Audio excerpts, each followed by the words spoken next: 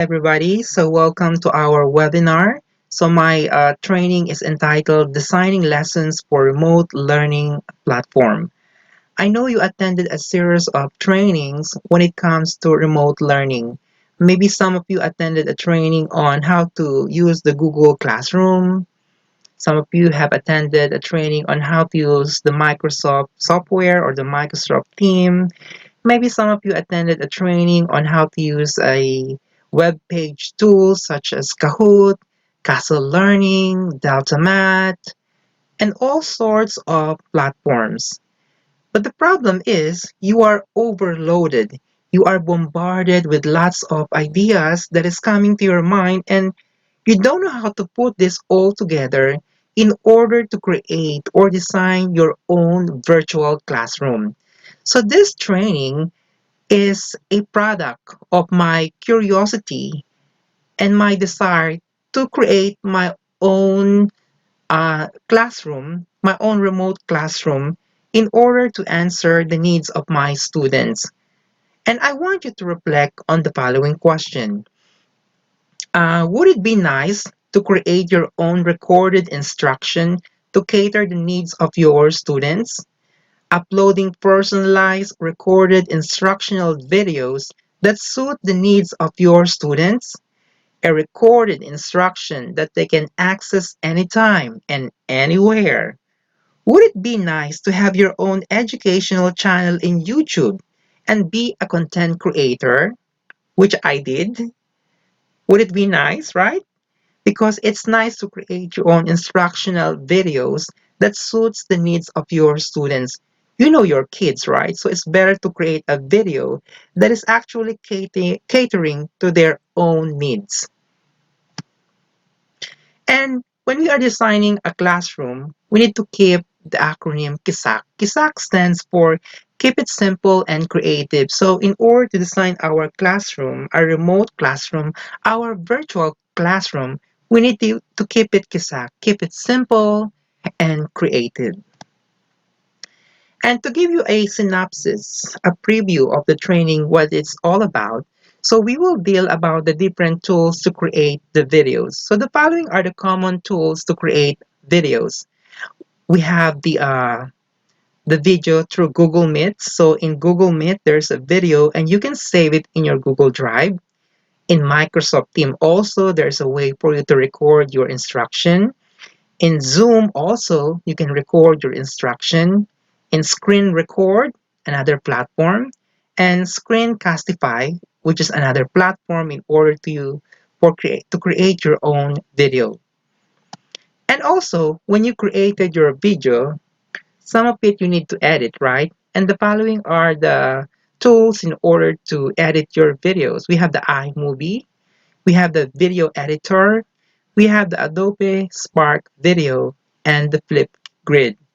Some of these are actually free and some are not. So you decide which of the following might be applicable in your own situation. Then you created your video, you were able to edit your video.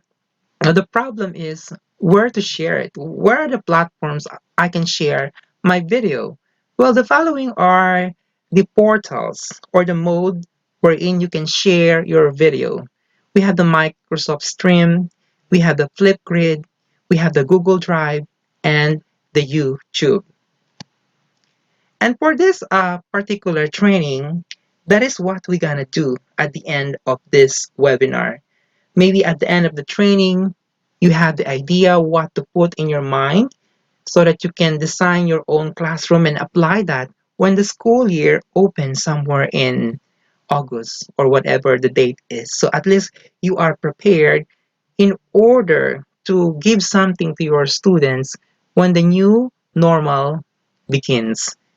So for our session goal for today, uh, our main goal is actually to design remote classroom.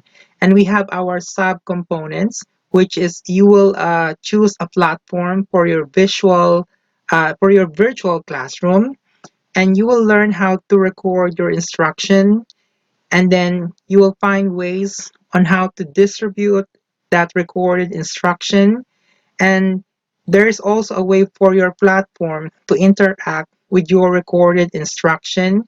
And then once you're all set, you're ready to start your remote classroom when the school year is opening somewhere when in August. So whatever the date is, at least we prepare ourselves in order to be in the new way of teaching our students. So there are two ways we can do our remote instruction. I know you attended a series of trainings, so by now you have the idea what synchronous and asynchronous instruction is. So when we say synchronous, that is a live teaching session. It could be done using the famous Zoom or the Google Hangout, the Skype, or the Adobe Connect. Or you can do asynchronous instruction, wherein this is a pre-recorded instruction. Now, when it comes to the different online platforms, there's what we call LMS, or the Learning Management System. So LMS, it is actually a software wherein it includes features like lesson materials, quizzes for self-assessment, progress tracking, and learners' feedback. So there's a way for you to upload your work, and there's also the way for a student to answer it and give it back to you, and you grade that work with some feedbacks. So that's learning management system. Or sometimes you are using softwares like Kahoot, BrainPop, Castle Learning, DeltaMath, to name a few. Okay, so those are classified as learning management system. Now, when it comes to our remote learning versus the learning management system, what is the difference? When we say remote learning, it is a collective experience where students and teachers can virtually present together, either in synchronous or asynchronous. So that is remote learning. You are together collectively with that uh, platform. Either you are teaching live or you are teaching offline. Now, when it comes to LMS, it is not collected. It is more on individual, wherein the students are doing the work by themselves. So that's the difference between remote learning and LMS. Because you might be wondering, or you might be thinking, oh, I'm trying to email my kids, my student, with the worksheet that I created. And you will say, I did online learning, actually. I did remote learning, but that's not remote learning. Or sometimes you might say, oh, I let my kids go to this website and watch a video on a certain topic. Well, that is not remote learning. Remember, remote learning, you are together in that experience. Either you're teaching them live or offline. When we say learning, remote learning, you are teaching them live or offline. They see you, they hear your voice, and you make your instruction more personal. Okay? And in order to summarize the difference between the two, when we say remote learning, the hashtag that we can summarize it is we learn as one. When you allow your kid to do certain works in different platforms, to summarize that is hashtag I learn alone. So that's the difference between the two. In remote learning, we learn as one together. There's a collective effort. When you're allowing your kids to do a work, watching a video on YouTube, doing work on DeltaMath or doing work in Kahoot, that is not remote learning. Why? Because they learn alone. You being not there and not supervising them. Question: is Google Classroom a virtual classroom? What do you think? Or is it LMS, or the Learning Management System? Well, some teachers, when I did the survey, they said that Google Classroom is virtual classroom. They're right in some ways because, when you are in the Google Classroom, if you have experience with Google Classroom, there's a way for you to give students work, grade it back and forth, and so on. You can make an announcement, you can upload work, you can do anything on Google Classroom. But Google Classroom is not a It's not a virtual classroom or remote learning. Why? Because there's no collective effort in it. Now, there are pre-learning management system for e-learning, and it allows for streamlined online collaboration. And these are the two famous um, LMS that most schools or most teachers are using. We have the Moodle. This one has been used long time ago, and we have the Google Classroom, which is very famous. Everybody is using Google Classroom. Now, how do we start either the Moodle or the Google Classroom? Just remember, when you use the Moodle or the Google Classroom, for example, there are some tutorial video on how to start a Moodle classroom. So watch some instructional video on how to start creating your account, on how to invite students, and how to create assignment, and how to grade assignment with feedback, because you can learn Moodle in just one day by watching tutorial video on YouTube. I myself, I learned this platform in just one day. And also, you can also use Google Classroom. Again, there are YouTube tutorial video on Google Classroom. And you can learn this again in one day. I myself, I switched from Moodle to Google Classroom now because this is widely used by a lot of teachers. Now, you might say, I don't know how to use Google Classroom. I am not that into technology. Well, the best way for you to orient yourself is to watch a tutorial video on Google Classroom using YouTube. So on YouTube, there is a way for you to learn how to create the account, to invite students, create assignment, and grade assignment with feedback. Just watch a tutorial video on it. You will learn these two platforms in just one day. Believe me, I did it by myself. Okay, so we're designing our virtual classroom. Now, what are the benefits of the learning management system, such as Google and the Moodle, if you want to use one of those? Well, it saves your time in grading because it's like an automatic grade book. You can see the progress of your students, and the students can also see the progress of their work because the grades are already uploaded there automatically. It is graded automatically. And also, it gathers better performance insight. Like what I told you, everybody can, I mean, you can see your grade, the student can see their grade, and you can see your student's grade. And also, it empowers students with feedback because there is a way for you to provide a feedback or a comment with respect to the uploaded work of your students. So I like these two platforms, the Moodle and the Google Classroom. Now, again, let me remind you, there are two ways to employ remote instruction. That is either you teach live or you teach offline using recorded instruction.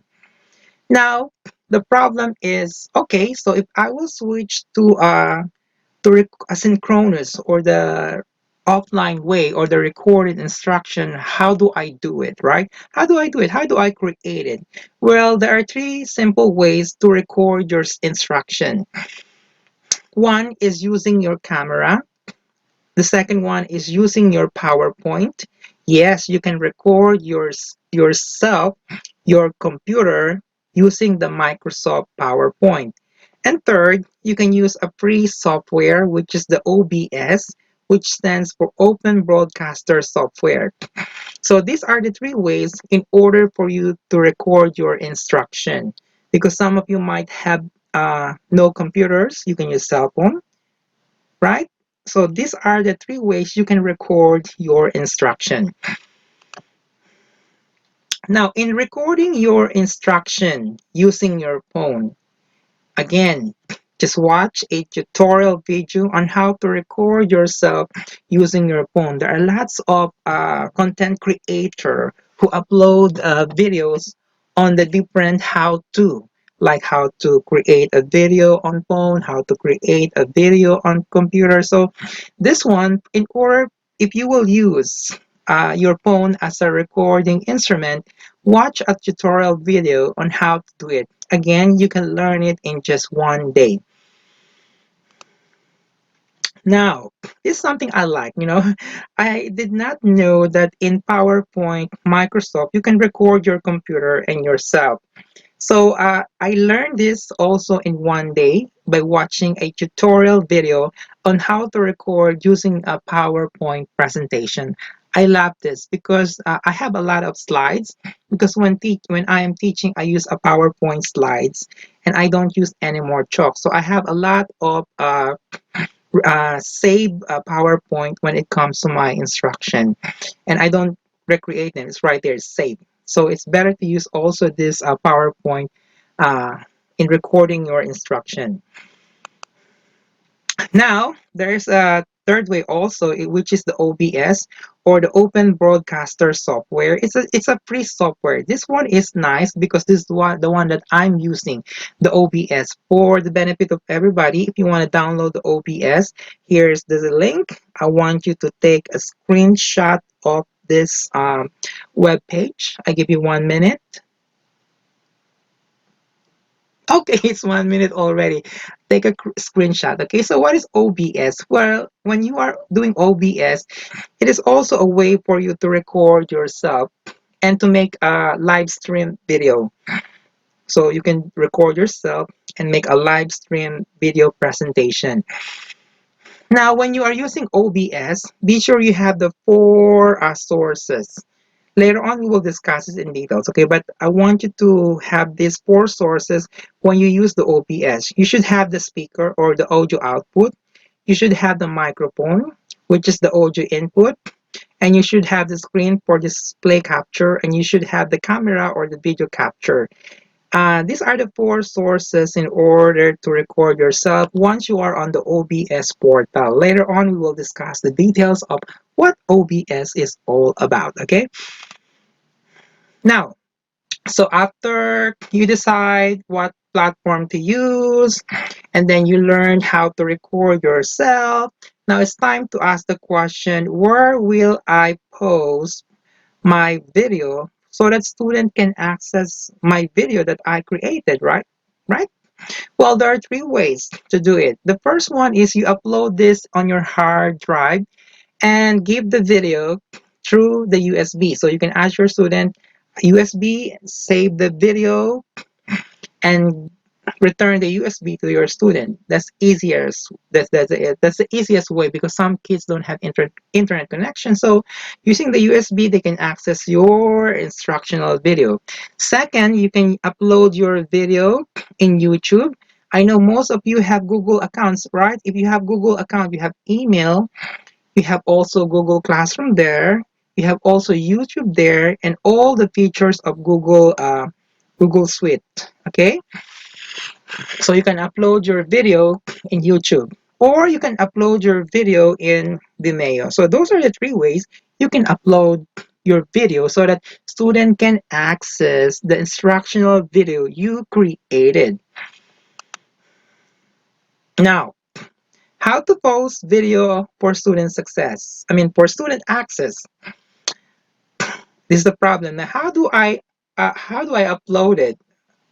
Because I'm not a tech person. So what should I do? Well, if you will upload your video in the USB and you don't know how to put your video on your computer, again, you need to watch a tutorial video on YouTube and learn it in one day. How do I upload my video in YouTube? You watch a tutorial video on how to do it. How do I upload my video on Vimeo? You watch a tutorial video. You can learn this in one day because I myself, I learned it in one day. I learned how to upload my video in YouTube, which is a nice platform.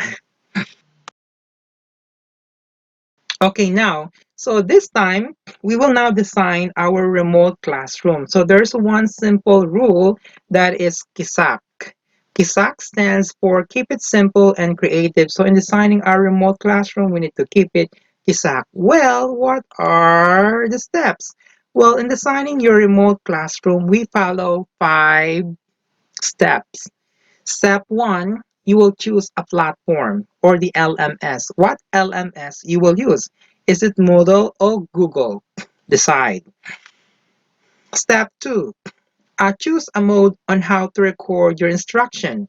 There are three ways to record your instruction: using your cell phone, using PowerPoint, Microsoft, and using OBS, a free software. And step number 3, decide where to upload your video. There are three ways we can upload our video. One, in your hard drive, and let students save it in their USB. Second, where to upload your video is on YouTube. And third, on Vimeo platform. And step 4, this is something new, okay? Step 4, uh, we will create a class agenda. Later on, you will see a video what a class agenda looks like, okay? In step 5, once you all have the components of our KISAC, you can now start your remote classroom running. Now, our hands-on activity for this training is you will follow the step, okay? So on your own, in your mind right now, so I want you to think of step 1, step 2, step 3, step 4, and step 5. In order to do it, I will demonstrate it to you, okay? So step 1, if I will create my own classroom, if I will design my virtual classroom, I will choose an LMS. So in my case, I want to use Google Classroom. That's my step 1. And step 2, to record my instruction, I will use OBS. And where will I upload it? Step 3, I will upload it in YouTube.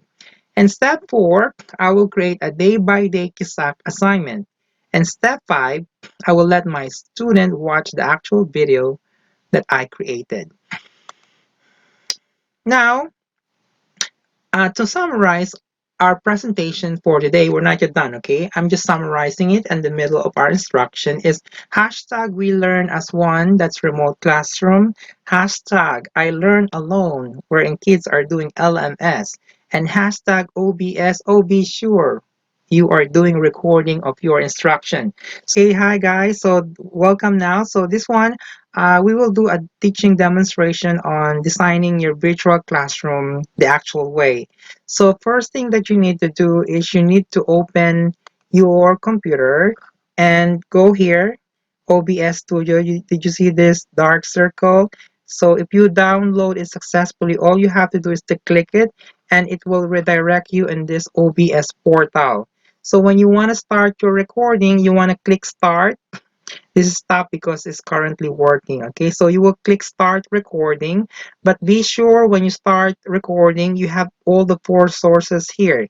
You should have the audio output, video capture device, display capture, and audio input capture. So meaning you have your mic open, you have your screen open, you have your camera open, and you have your speakers open in order to capture everything. So once you have all those sources now, you will start recording now. So you will go to your slide now. So click start and go to your slide. So this is my slide. Okay, so but before we start, again, let me highlight the 5 steps. So for this training, you will do step 1, which is you will choose a platform. So in this case, I choose Google Classroom. Later on, I will see how the Google Classroom interact with the recorded instruction. And step 2, you will determine how to record your instruction. So in this case, I use OBS. Again, you have different ways to record it. You can use your cell phone or your PowerPoint presentation, and then decide where to upload it. I choose YouTube, okay, because in YouTube you have the ability to upload your video also in private if you don't want other people to see it, or make it public so that everybody can access your tutorial video. And step 5, you will create an agenda. So in creating agenda, we make it simple and creative. Why do we have the agenda? So that students have the clear expectations on what to do day by day. And once you have all the components, you are ready to go. Your virtual classroom running and ongoing live, okay? So basically, this is how I start my remote classroom. So You might say, welcome everybody to my remote classroom, and these are week number 8. So I will show them the agenda day by day. So I have agenda 1 to 5. So in agenda 1, they will watch the video that you created, like this video that I'm doing now. Okay, so they will watch the video. And after watching the video, they will answer the do now question or a motivating question in order to activate prior knowledge. And they will put their answers in the Google Classroom. And on day 2, they will do a regions-based question. And on day 3, they will do writing in math. And on day 4, they will do error analysis. And on day 5, they will analyze and explain. So I have the following day by day agenda. Now you can create your own.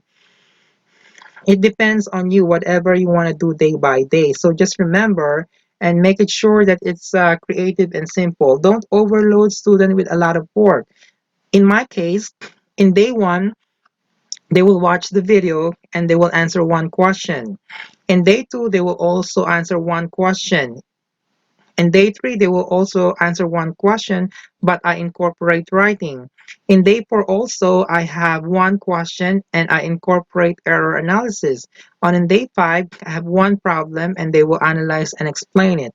So you see, I gave only one question because I don't want to overload students. Remember, they are doing more subjects also, like more than 5 classes, so that's a lot.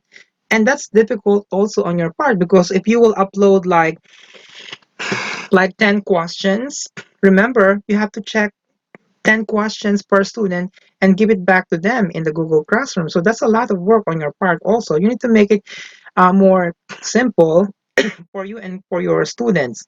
And again, you have the way to tweak it and to modify the day by day activity. Maybe on day 1, they will watch the video you created and they will answer one question, or they will react on the video that you created. Let them summarize it on their own words.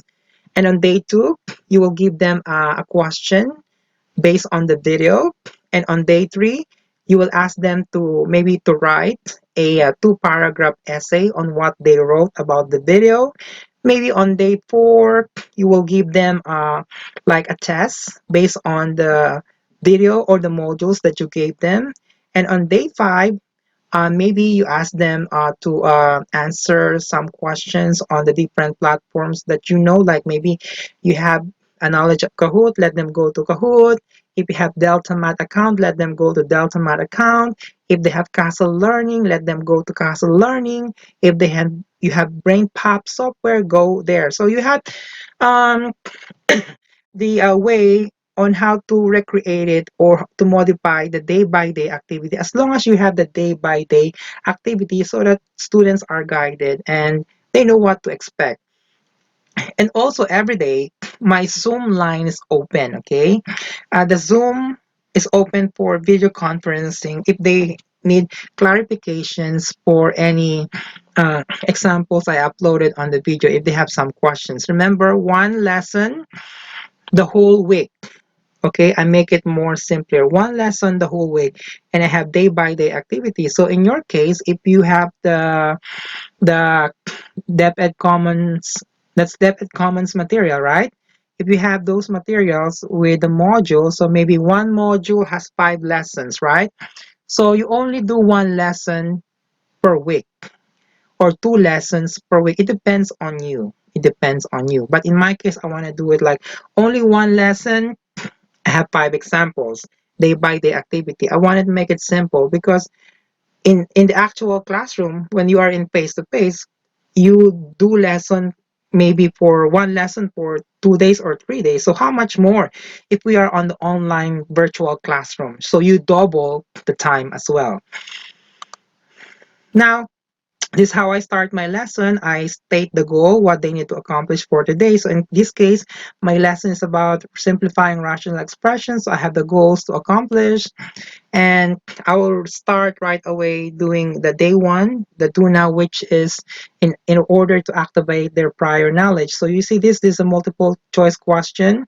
So they will choose the right answer and put the answer on the Google Classroom. So let me show to you the Google Classroom because they will answer it on Google Classroom, right? So this is my Google Classroom. You see here, day one, do now. So they will answer the do now here. I have one student who submitted the work. Let me see this student. So he gave his work. It's right here, is uploading. Okay, let's wait. Things so slow.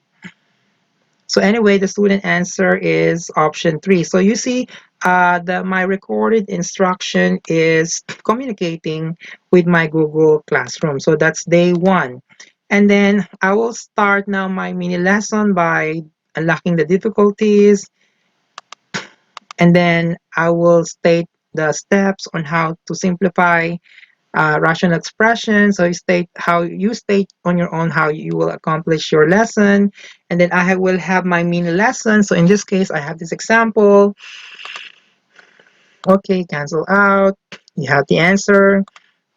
And then also, it has also the feature that allows you to capture not only your PowerPoint slide, but you can also capture a video from either YouTube or Khan Academy. So you can just go straight to to YouTube. You can go to YouTube straight. So right here is the YouTube. So you will just click play. The expression And is right u now it's divided being by v, captured, okay? It's usually in being an interactive captured, the form video. as a rational expression.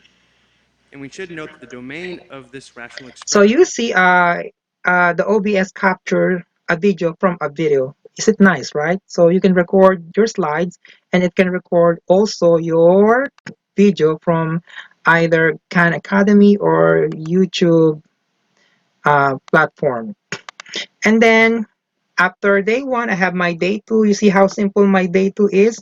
I have here a question, just one question. Make your day by day activity simple. This is my day 2 question, which I copy paste from a regions based question.